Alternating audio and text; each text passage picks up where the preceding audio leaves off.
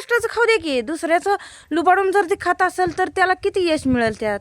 हरामाचं कुठंच हे होत नसतं, कष्टाचं संपत नसतं आणि हरामाचं कुठं गेलं ते कळत नसतं. म्हणजे त्यानं ते डोक्यात घ्यावं होती. आता तर सुधर, काय अजून पण वेळ गेली नाही. सुधारला तर आता कुठं तर वेळेत सावध होईल, नीट होईल कुठं तरी.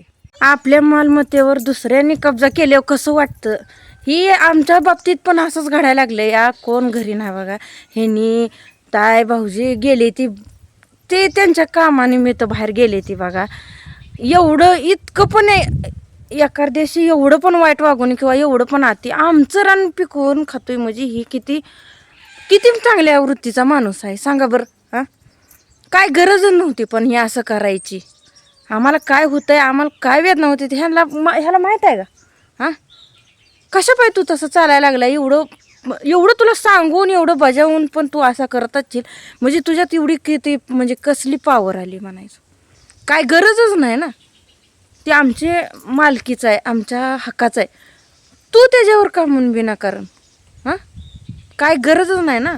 गहू पिकवलाय, गेलतो आम्ही पण बघितलं ती गहू ती पिकवल्याला. काय गरज होती? काय गरजच नव्हती ना ती पिकवायची. आती चालवले आती, काय कळलं नाही काय कसं राहावं कसं. आहे का या घराला हवा कुलूप आहे, गेली ती या. मला थांब म्हणली इथं सगळं तर ही उघड्यावर टाकून ती जमतंय का? हां, हे काय असेल ती जनावरं ती. काल पण आम्ही गेलतो, कालच आमची कंडिशन कशी झाली ती. लहान लेकरू पण हाय, त्याला घेऊन येत जात आहे, त्याचं पण हाल आमच्या संग. हां, म्हणजे किती खेळ चालवला एखाद्याच्या घराचा, एवढा खेळ चालवा हो. हां, करते मी पण घरचं काय थोडं इकडं तिकडं बघत तरी डोक्यातनं जाते का टेन्शन. माणसा मागणं हटतं का? एखाद्या शेतकऱ्याला त्याची जमीन म्हणजे त्याची सगळं काय असेल ती जगण्याचं साधनच आहे, आणि ती आम्ही कुठं तर जीवाचं रान करतोय आमच्या लेकरा बाळाचं कुठं तर चांगलं हो म्हणून, आणि त्याच्यात ती म्हणजे पूर्णपणे सगळं विस्कटायचंच चालू आहे हो. काय गरज नव्हती ना. त्याची लेकरं बाळ आहे ते ना स्वकष्टाचं खाऊ दे की, दुसऱ्याचं लुबाडून जर ते खात असेल तर त्याला किती यश मिळेल त्यात.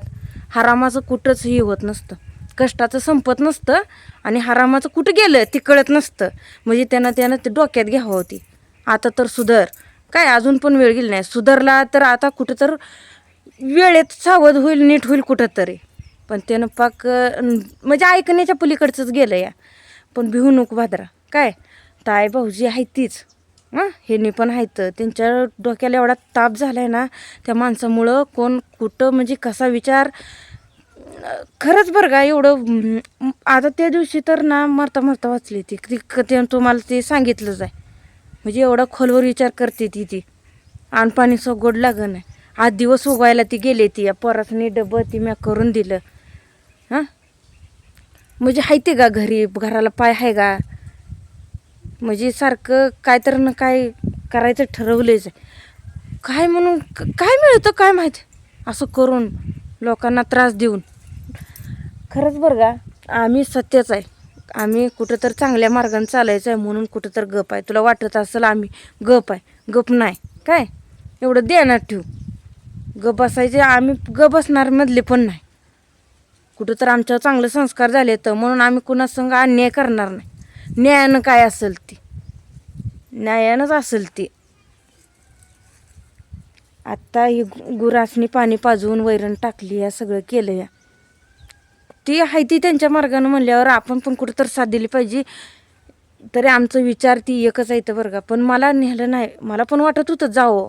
आम्ही काल पण बरं का इथनं गेलो होतो पण कुठपर्यंत निम्यातच गेलो. तिथं मग कुठं तर आम्हाला कुणी तर सांगितलं, तिथनं परत आम्ही माघारी आलो.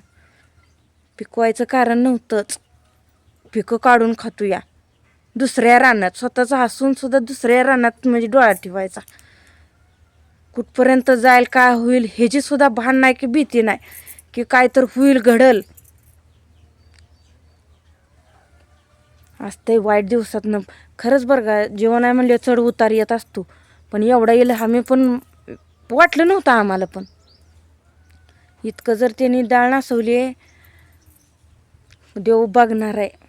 काय पचत नसतं दुसऱ्याचं असं फुकट खाणं, पचत नसतं आणि पचणार नाही इथनं पुढं पण पचणार नाही. काहीच गरज नव्हती तिथं म्हणजे नवं, पण दुसऱ्या रानात जाऊन पिकवत असेल, स्वतःचं रान ठेवून बाजूला, म्हणजे किती हाव असावं की, पण स्वतः पुरती मर्यादित असावं. दुसऱ्यातनं पण स्वार्थ साधायचा म्हणजे ही कुठलं जीवन जगायचं आहे? स्वतःच्या कष्टाचं कमवू ना, दुसऱ्याच कशाला? दुसराच पाहिजे काय लुबाडायला? हाय ती काय कमी होती म्हणून तुझी भर एक त्यात. तुझी वागलाय ना त्याचा पश्चाताप तर तुला होणारच. कोणाच्या नादी लागलोय काय ही तर तुला वाटणारच. आम्ही पण कुठं तर गप आहे म्हणजे काहीतरी आहे तुला ती साधून. आणि ती भाऊजीजी म्हणली होते ना, जे काय असेल ती ती नाव ते सगळं सगळं एकदा समोर येणार आहे. आता ती एवढी जाणती असून सुद्धा काय बोल ना, ती काय निर्णय घेणार ती काय तर सांग नाही ती.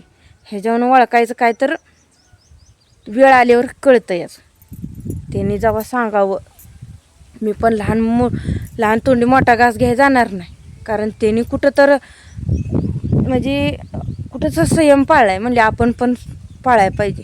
आम्हाला पण राग येतो की हां, आम्हाला राग घेणं पण साहजिक आहे, तितकंच साहजिक आहे. कारण कोणतर आपलं स्वतःचं मालकीचं दुसरं कोणतर घेऊन त्याचा वापर करतंय म्हणजे त्याच्यात किती हे आहे.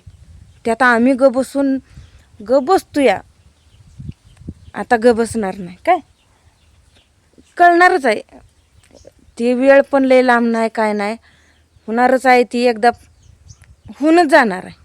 पण किती टेन्शन त्या माणसामुळं, किती विस्कळीत झाले. या पोरासनी शाळेला घालवलं, लेकरंसुद्धा तोंडाकडे बघून म्हणते ती काय झाले काय नाही. लेकरासनी सांगायच्या गोष्टी आहेत का ह्या?